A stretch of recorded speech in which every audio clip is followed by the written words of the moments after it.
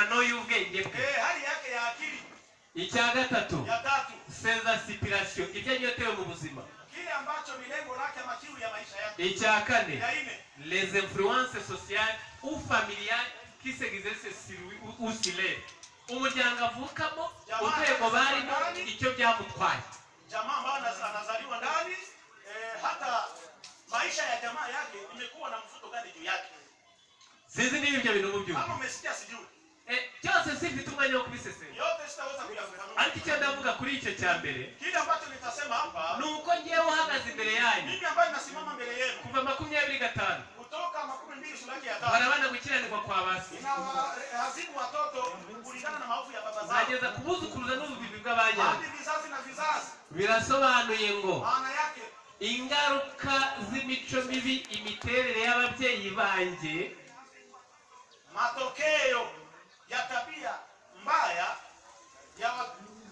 ya wazazi wangu ndio ububi bwabo bundimo, mabaya yao ndani yako ndani yangu. umwana nzabyara bimurimo, Mtoto ambaye nitamzaa yako ndani yake. uwazabyara bimurimo. Atakayezaa yako ndani yake. Nidukomeza kuba abantu basenga, Kama tutaendelea kuwa watu wa kuomba, uzavuka bwa gatanu niwe uzaba adafite imico ya sogokuru. yule ambaye atazaliwa kwenye kizazi cha 5 hatakuwa na zile tabia. Mwabyumvise? Ndio. Ntabwo byemewe Haikubaliwe umuntu n'undi bahurire mu nzira, mtu na mwingine wakutanie njiani, arongo twakundanye, ya kwamba tumependana, sheri shushu, baby ama sheri, mmenisikia, bagiye, tumeenda. umuntu n'undi bakurira imodoka hadi Gisenyi bagiye Kigali, watu wanaweza panda gari wanatoka Gisenyi wanaenda Kigali, akabona baricaranye. Ubwo ni Korode wicaranye na Korodine, Kantine na Korode wameikana pamoja kwenye gari kutoka Gisenyi kwenda Kigali, bakagira amahoko bakundanye, wamefika Mahoko tayari wameshakuwa wamependana, bakagira Musanze ari basheri, Musanze wamekuwa basheri, bakindira i Kigali n'inzu bazabamo bayirangiye, wanaenda fika Kigali na nyumba ambao wataishi ndani wameshakubali, bahuriye mu modoka, wamekutania mugari. ntabwo abantu baba baziranye n'ihene n'intama. Wale watu hawachumani kabisa, ni kama kondoo na mbuzi. Niba yari indaya ya grupema ntabwo ubizi, Kama alikuwa kahaba wa wilaya hautajua. niba yari indaya ya quartier ntabwo ubizi, Kama alikuwa kahaba wa quartier hautajua. niba arya n'abantu ntabwo ubizi, Kama anakuraka nyama za watu hautajua. kuko muhuriye mu modoka. Kwa sababu mmekutania katika gari. Iyo mushaka kubaka urugo rwanyu, Unapotamani kujenga ulimba wenu, ubanza ukamenya ihererekanyamurage rya mugenzi wawe, inabidi ujue heredite, tabia ya undani ya uzazi uko. umenye uwo musore, Unajua kijana, ise, baba yake, sekuru, babu yake, sekuruza, babu kuu yake kule. kandi byose ni amateka kuko ntabo Yote wabonye. historia kwa sababu haukuviona. Mbese bari ibisambo, Je, walikuwa wezi? bari abagome, Walikuwa warafi au bari abapfumu, walikuwa warozi? bari abarozi, Walikuwa warozi? ntabwo bari abarwanyi. Haikuwa watu wa ugomvi? Batangaga inka bagafasha imfubyi n'abapfakazi. Walikuwa wanatoa ng'ombe wanasaidia majani na mayatima? Ibyo ugomba kubimenya. Ile vyote inabidi. Hajya sogokuruza yari afite abagore bangahe? Babu yake alikuwa na wake wangapi? 10. Alikuwa na wanawake Sogokuru 15. 15. Iso Baba yako 21. 21. Ukamenya ngo umusore usanze, Unajua kwamba kijana ambaye anaenda kuolewa naye, abazimu b'abagore nibo bakora irondo ahakikije ubugingo. tabia na pepo ambayo inamzunguka ni wanawake. Ibyo bikumarira ibintu bibiri. Itakusaidia kwa mambo mawili. Icya mbere, Ya kwanza, ntabwo bivuze ngo umwanya niba yarahindutse, si kwamba utakutana anaweza kuwa amebadilika. ahubwo ubwo umuzi ko yihanye akabivamo. Hivi mnajua kwamba ametubu na ameacha. Umenya uko uzamutwara, ntabwo uzaba wa mugore uvuga ngo ngiye mu kazi Lubumbashi ngo nsize umukobwa w'umukozi niwe musigi. Utajua vile utashikamata mbele yake, usionekane kwamba umeenda Lubumbashi na kusema kwamba nimemwachia musika wa kazi. Uzamenya uko utwara moteri yawe kuko urayizi. Utajua vile moteri yako utaiongoza kwa sababu umeijua. Ubwo n'umugore kandi nuko. Ile ni mwanamke na vile. Iyo abantu babanye bataziranye, Kama watu wameishi pasipo kujuana, nta nubwo umwe ajya amenya intege za mugenzi, mmoja hawezi jua udhaifu wa ndugu yake, ntamenye ubujiji bwe, hata jua ujinga wake. ibyo atari guhanirwa akabimurakarira. Vile ambavyo angeweza kumpatia kwa shauri anamsirikia. Yavutse kwa ministre, Amezaliwa kwa naibu, yavutse kwa perezida, amezaliwa kwa rais, nawe wabyawe na perezida. amezaliwa na rais. Rais aliyezaliwa na rais. Rais amezaliwa na rais. Mtoto wa rais ni nko kuzana umukobwa wa Uhuru Kenyatta. Unakamata mtoto wa Chilombo umemsikia.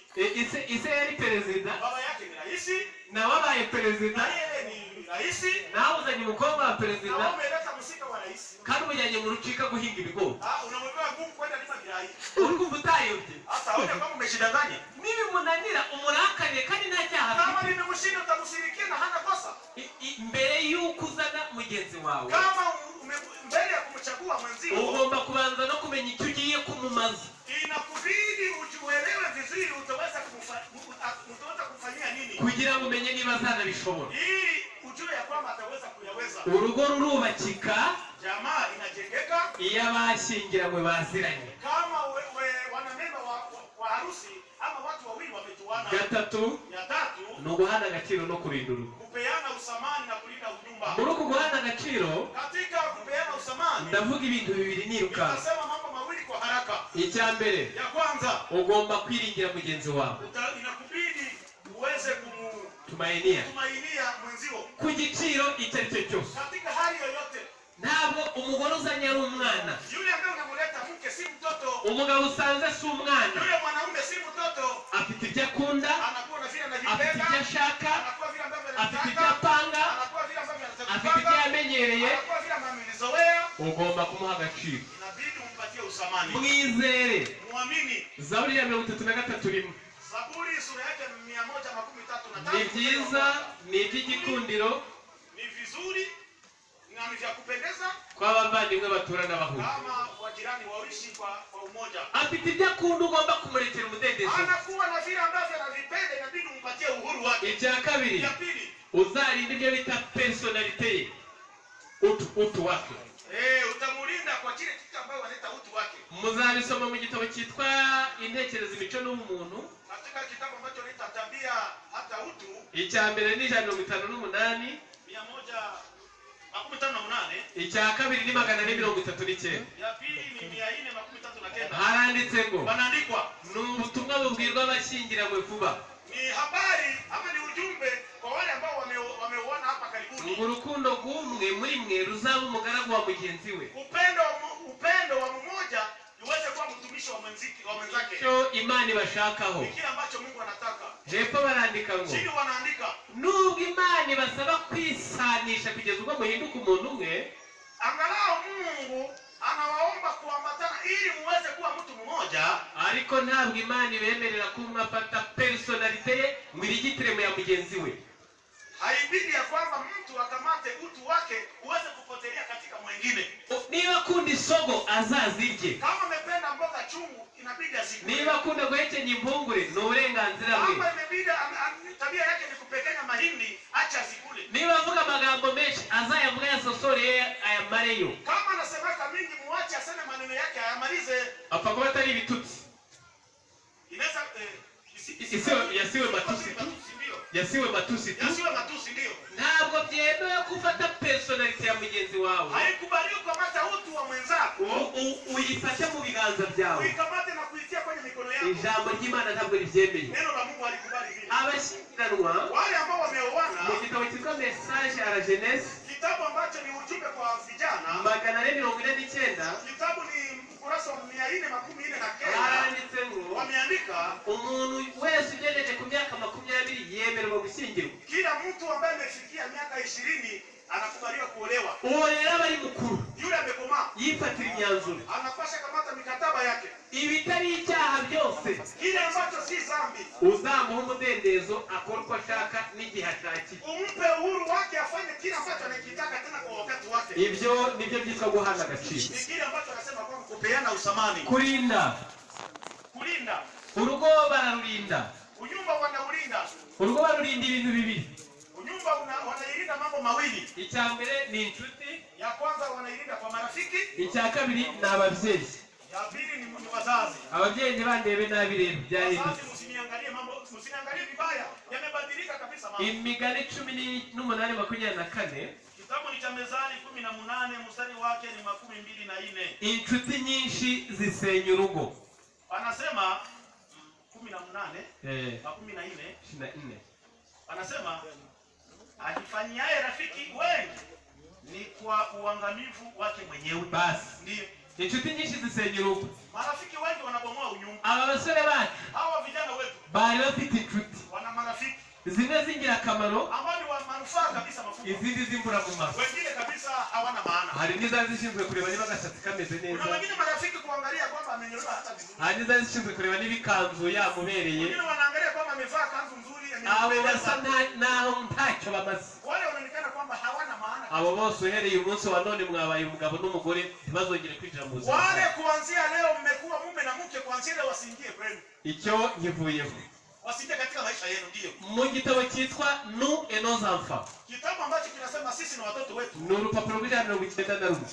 Ukurasa wa 191. muzahasome. Mutapasoma. naho handitse ko ababyeyi Wamesema kwamba wazazi, ntabwo byemewe ko ababyeyi binjira mu mibereho y'abashyingiranywe. si vizuri wazazi kuingia katika maisha ya undani ya wale ambao wameoa. uhereye none Kuanzia leo uyu mukobwa ari kubwirwa ngo huyu dada anaambiwa hivi. Zaburi ya 45 Zaburi 45 murongo wa 11. umva mukobwa utekereze utege ugutwi kandi wibagirwe ishyanga ryanyu n'inzu ya so, nicyo kizatuma umwami akunda ubwiza bwawe kuko ari we mwami wawe nawe umuramye. Hapa ni 10 wanasema, sikia binti, utazame utege sikio, wasahau watu wako na nyumba ya baba yako. uwasahau ubibagirwe. il faut prier. Wasahau, wibagirwe ishyanga ryanyu n'inzu ya so. sahau watu wako na baba yako. umugabo nawe tangira 2:24 nicyo gituma umuntu azasiga se na nyina akabana n'umugore wa karamata, bombi bakaba umubiri umwe. Kwa hiyo mume ataacha baba yake na mama yake, naye ataungana na mke wake, na wote watakuwa mwili mmoja.